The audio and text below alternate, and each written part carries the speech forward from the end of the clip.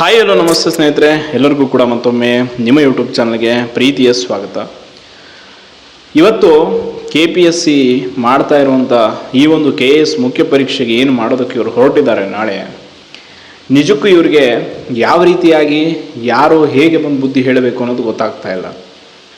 ಕಾರಣ ಇವರು ಯಾರದೋ ಪ್ರಭಾವಿಗಳ ಮಕ್ಕಳನ್ನು ಅಥವಾ ಇನ್ಯಾರನ್ನೋ ಅಧಿಕಾರಿಗಳನ್ನು ಮಾಡೋದಕ್ಕೆ ಹೋಗೋದಕ್ಕೆ ಅಮಾಯಕರ ಬಡವರ ಮಕ್ಕಳ ಬದುಕನ್ನು ಇವರು ಬಲಿ ಕೊಡ್ತಾ ಇದ್ದಾರೆ. ಇವತ್ತೇನಲ್ಲಿ KPSC ಇವತ್ತು ಇಷ್ಟೊಂದು ಜೋರಾಗಿ ಮಳೆ ಬರ್ತಾ ಇದ್ರು ಕೂಡ ಆ KPSC ಕಚೇರಿ ಮುಂದ್ಗಡೆ ಎಷ್ಟೋ ಜನ ಅಭ್ಯರ್ಥಿಗಳಿಗೆ ಮುಖ್ಯ ಪರೀಕ್ಷೆಗೆ ಕೋರ್ಟಿಂದ ಅವಕಾಶ ಪಡ್ಕೊಂಡು ಅವ್ರು ಕುಂತಿದ್ದಾರೆ. ಅವರಿಗೆ ಹಾಲ್ ಟಿಕೆಟ್ ಕೊಡಬೇಕು, ನಾಳೆ ಪರೀಕ್ಷೆ ಇದೆ. ಅವರು ನಾಳೆ ಪರೀಕ್ಷಾ ಸೆಂಟರ್ನ ಇಲ್ಲೇ ಕೊಟ್ಟಿದ್ರು ಕೂಡ ಹೋಗಿ ಬರೆಯೋದೇನು? ತಮ್ಮ ಬದುಕನ್ನು ಒಂದು 7-8 ವರ್ಷ ಕಷ್ಟಪಟ್ಟು ರೂಪಿಸ್ಕೋಬೇಕು ಅಂತ ಎಲ್ಲೋ ಕೂತ್ಕೊಂಡು ಓದಿ ಕಡೆಗೆ ಇವರು ಪರೀಕ್ಷೆಗಳನ್ನು ಬರೆದ್ರೆ ಇವ್ರ ಯೋಗ್ಯತೆಗೆ ಇಷ್ಟೊಂದು ಹೀನಾಯವಾಗಿ ಒಂದು ಪರೀಕ್ಷೆಯನ್ನು ನಡೆಸುವಂಥ ಅವಶ್ಯಕತೆ ಏನಿದೆ ಅವರಿಗೆ? ಖಂಡಿತವಾಗಿಯೂ ಯಾವ ರಾಜ್ಯದಲ್ಲೂ ಅಥವಾ ಇಡೀ ದೇಶದ ಯಾವ ಮೂಲೆಯಲ್ಲೂ ಕೂಡ ಈ ರೀತಿಯಾದಂಥ ಒಂದು ಕೆಟ್ಟದಾಗಿ ಪರೀಕ್ಷೆಯನ್ನು ನಡೆಸಿರುವಂಥದ್ದು ಇತಿಹಾಸದಲ್ಲಿ ಇಲ್ಲ ಅನಿಸ್ಬಿಡುತ್ತೆ. ಕಾರಣ ಇವತ್ತು ಇಷ್ಟೊಂದು ಆಕ್ರೋಶಭರಿತನಾಗಿ ಮಾತಾಡ್ತಾ ಇರೋದಕ್ಕೆ ಕಾರಣ ಎಷ್ಟೋ ಜನರ ಕನಸುಗಳನ್ನು ಆಲ್ರೆಡಿ KPSC ಕೊಂದು ಬಿಟ್ಟಿದೆ. ಇನ್ನು ಮುಂದೆ ಯಾರಾದರೂ KPSC ಪ್ರಿಪ್ರೇಷನ್ ಆಗೋರಿದ್ರೆ ದಯವಿಟ್ಟು ಈ ಪರೀಕ್ಷೆಗಳನ್ನು ತೆಗೆದುಕೊಳ್ಳೋಕೆ ಹೋಗಬೇಡಿ.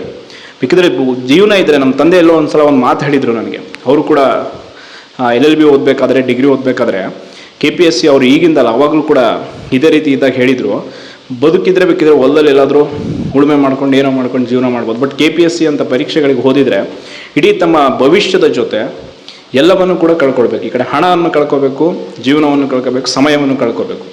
ಇಷ್ಟು ವರ್ಸ್ಟ್ ಸಿಸ್ಟಮಲ್ಲಿ ಹೆಂಗೆ ನಾವು ಪ್ರತಿಭಾನ್ವಿತರು ಬದುಕ್ತೀವಿ, ಪರೀಕ್ಷೆ ಪಾಸ್ ಆಗ್ತೀವಿ ಅಂತ ನಂಬಿಕೆಯನ್ನು ಇಟ್ಕೊಳ್ಳೋದು. ಇನ್ನೂ ಕೆಲವರು ಪಾಪ ತುಂಬ ಜನ ಇವತ್ತು ಸಂಜೆ ಕೂಡ ನಂಗೆ ಕೇಳ್ತಾ ಇದ್ರು ಫೋನ್ ಮಾಡಿ, ಸರ್ ಇನ್ನೂ ಕೂಡ ನಾವು ಮೇನ್ಸ್ಗೆ ಅವಕಾಶ ಪಡಿಬೋದು. ಏನು ಮಾಡ್ತೀರಾ ಮೇನ್ಸ್ ಬರೆದು? ಇರೋ ಒಂದೇ ದಿನದಲ್ಲಿ ಇವರು ಮೇನ್ಸ್ ಕೊಟ್ಟರು, ನೀವು ಮೇನ್ಸ್ ಬರೆದು ನೀವು ತುಂಬ ಚೆನ್ನಾಗಿ ಸ್ಕೋರ್ ಮಾಡ್ತೀವಿ ಅನ್ನೋದ್ರ ನಂಬಿಕೆ ಆದರೆ ಹೆಂಗೆ ಉಳಿಯುತ್ತೆ?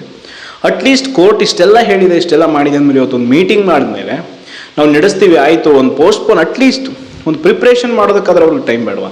ನಿಮ್ಮದೇ ನೀವು ಮಾಡ್ತೀನಿ ಅಂತಂದರೆ ಯಾಕೆ ಈ ಪರೀಕ್ಷೆ ಈ ವ್ಯವಸ್ಥೆ ಕಂಪ್ಲೀಟಾಗಿ ಈ ಒಂದು ಪರಿಸ್ಥಿತಿಯನ್ನು ಸುಧಾರಿಸ್ಬೇಕಂತಂದರೆ ಎಷ್ಟೇ ಒಂದು ಹೋರಾಟಗಳು ಮಾಡಿದ್ರು, ಎಷ್ಟೇ ಏನೆಲ್ಲ ಬೇಡ್ಕೊಂಡ್ರು ಕೂಡ ಅಮಾಯಕರು ಬಡವರ ಮಕ್ಕಳು ನಿಜವಾಗ್ಲೂ ಈ KPSC ಅಂತ ಸಂಸ್ಥೆ ನಡೆಸುವಂಥ ಪರೀಕ್ಷೆಗಳಿಗೆ ಓದೋಕ್ಕೆ ಹೋಗಬೇಡಿ.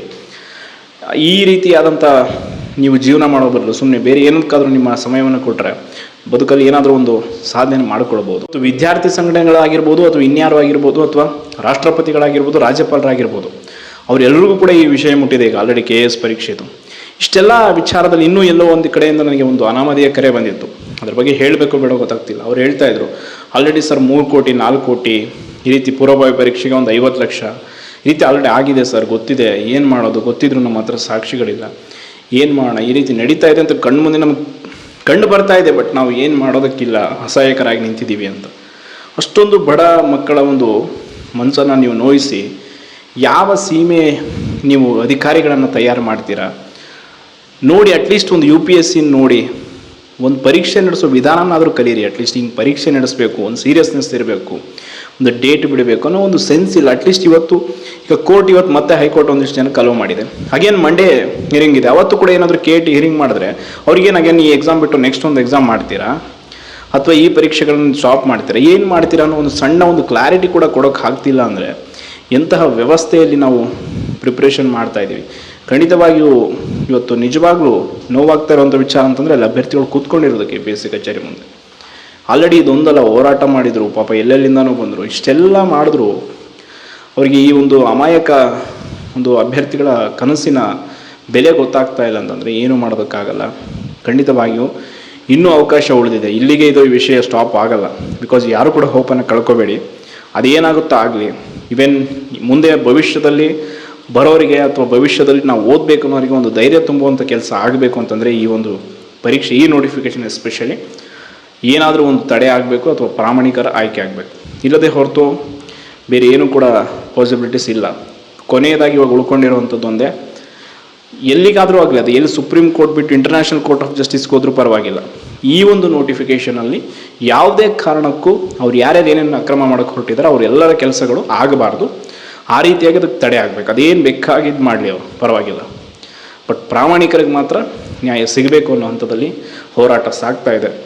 ಖಂಡಿತವಾಗಿ ಇವರು ಹಾಲ್ ಟಿಕೆಟ್ ಕೊಟ್ಟು ಕಳಿಸ್ತಾರೇನೋ, ಅಥವಾ ನಾಳೆ ಬರೋ ಸೋಮವಾರ ಬರೋ ಜಡ್ಜ್ಮೆಂಟ್ಗೆ ಅಗೇನ್ ಅವ್ರು ಏನಾದರೂ ಒಂದು ಮಾಡ್ತಾರೋ, ಅದು ನೋಡೋಣ ಅದು ಏನಾಗುತ್ತೆ ಅಂತ. ಬಟ್ ಇವತ್ತು ನಡೆದಂಥ ಮೀಟಿಂಗಲ್ಲಾದರೂ ಅಟ್ಲೀಸ್ಟ್ ಒಂದು ಸೌಜನ್ಯಕ್ಕೆ ಹೌದು ಈ ರೀತಿ ಆಗಿದೆ, ಹೌದು ಮೆಂಬರ್ಸ್ಗಳು ಇದ್ದೀರಾ, ಅಷ್ಟೊಂದು ಜನ ಅಧ್ಯಕ್ಷರಿದ್ದೀರಾ, ಕಾರ್ಯದರ್ಶಿಗಳಿದ್ದೀರಾ, AS ಓದಿ ಅಧಿಕಾರಿಗಳಾದಂಥವ್ರು ಇದ್ದೀರಾ, ನಿಮ್ಗೆ ಯಾರಿಗೂ ಕೂಡ ನಿಜವಾದ ವಿದ್ಯಾರ್ಥಿಗಳ ನೋವು ಅನ್ನೋದು ಅರ್ಥ ಆಗಲ್ವಾ? ಅಥವಾ ಒಂದು ಸಾಮಾನ್ಯ ಜ್ಞಾನ, ಒಂದು ರಾಜ್ಯದ ಆಡಳಿತಾತ್ಮಕ ಹುದ್ದೆಗೆ ಆಯ್ಕೆ ಆಗುವಂಥ ವ್ಯಕ್ತಿಗಳು ಅವರೆಲ್ಲ ಯಾರೋ ಅಭ್ಯರ್ಥಿಗಳಲ್ಲ, ಸುಮ್ಮನೆ ಒಂದು ಇಡೀ ರಾಜ್ಯದ ಒಂದು ಎಕನಾಮಿಕ್ಸು, ಜಿಯೋಗ್ರಫಿ, ಹಿಸ್ಟ್ರಿ ಏನೇನೆಲ್ಲ ಸಬ್ಜೆಕ್ಟ್ಸ್ಗಳನ್ನ ಪ್ರಿಪ್ರೇಷನ್ ಮಾಡಿಕೊಂಡು ತಮ್ಮ ಅಮೂಲ್ಯ ಸಮಯವನ್ನು ಅದಕ್ಕೆ ಕೊಟ್ಕೊಂಡು ಯಾಕೆ ಈ ರೀತಿಯಾದಂಥ ವ್ಯವಸ್ಥೆಯಲ್ಲಿ ನಾವಿದ್ದೀವಿ ಅನ್ನೋ ಒಂದು ಪ್ರಶ್ನೆ ಕಟ್ಟಕಡೆದೆ ಕಾಡುತ್ತೆ ಎಲ್ರಿಗೂ. ಆ ರೀತಿ ಆಗಿ ಹೋಗ್ತಾ ಇದೆ. ನೋಡೋಣ, ಅಲ್ಟಿಮೇಟ್ಲಿ ಇನ್ನೇನು ಕೆಲವೇ ಗಂಟೆಗಳು ಮಾತ್ರ ಉಳಿದಿದೆ ಅವರು ತಮ್ಮ ಕೆಲಸವನ್ನು ಮಾಡ್ಕೊಳಕ್ಕೆ. ಇವಾಗ ಯಾರೋ ಒಬ್ಬರು ಹೆಲ್ಪ್ ಲೈನಲ್ಲಿ ಕಾಲ್ ಮಾಡಿದ್ದು ಒಂದೇನೋ ಆಡಿಯೋ ಕೇಳಿದೆ. ಅದರಲ್ಲಿ ಅವ್ರು ಹೇಳ್ತಾರೆ, ನೀವು ಎಷ್ಟು ಜನನಾದರೂ ಪರೀಕ್ಷೆ ಬರೀರಿ, ನಾವು ಪರೀಕ್ಷೆ ಎಷ್ಟು ಜನನಾದರೂ ಬರೆಯೋಕೆ ಇದೇನು ಯಾವ ಎಕ್ಸಾಮ್ ಅಂತ ಅಂದ್ಕೊಂಡಿದ್ದಾರೆ ಅದು ಗೊತ್ತಾಗ್ತಿಲ್ಲ. ಅಥವಾ ಏನು ಪ್ರಿಲಿಮ್ಸ್ ನಡೆದೇ ಡೈರೆಕ್ಟ್ ಮೇನ್ಸ್ ಬರೆಸ್ತಾ ಇದ್ದಾರೋ ಹೆಂಗೆ? ಎಷ್ಟು ಜನನಾದರೂ ಬರೀಬೇಕಂತೆ, ಅವ್ರು ಮೇನ್ಸ್ ಮಾಡ್ತಾರಂತೆ. ಎಷ್ಟು ಜನ ಬರೀತಾರೆ? ಪಾಸ್ ಆಗಿರೋರು ಬರೀತಾರೆ, ಇಲ್ಲ ದುಡ್ಡು ಕೊಟ್ಟು ಅಲ್ಲಿ ಕ್ವಶನ್ ಪೇಪರ್ ತೊಗೊಂಡು ಕೂತ್ಕೊಂಡಿರೋರು ಬರೀತಾರೆ. ಅದನ್ನೇ ಹೇಳ್ಬಿಡಿ ನೇರವಾಗಿ, ನೀವು ಎಷ್ಟು ಜನನಾದರೂ ಬರೀರಿ, ನಾವು ಯಾರನ್ನ ಆಯ್ಕೆ ಮಾಡ್ತೀವಿ, ಆಲ್ರೆಡಿ ನಾವು ಸೀಟ್ ಮಾಡ್ಕೊಂಡ್ಬಿಟ್ಟಿದ್ದೀವಿ, ಈಗ ಬಸ್ಸಲ್ಲಿ ಸೀಟಿಗೆ ಟವಲ್ ಹಾಕ್ದಂಗೆ ಹಾಕಿ ಹೋಗಿದ್ದಾರೆ, ನೀವು ರಶಲ್ಲಿ ನಿಂತ್ಕೊಂಡು ಜರ್ನಿ ಮಾಡಿ ಇಳೀರಿ ಅಂತ.